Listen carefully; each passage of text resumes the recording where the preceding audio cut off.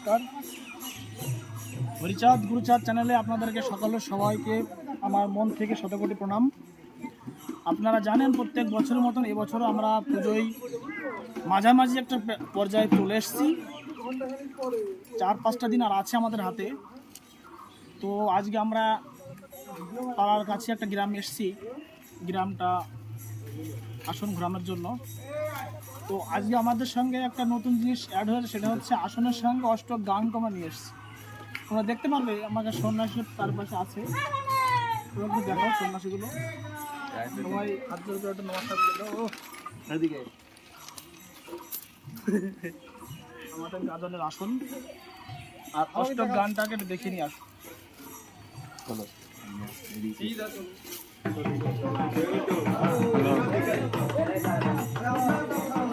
ধরে রাখো একটু।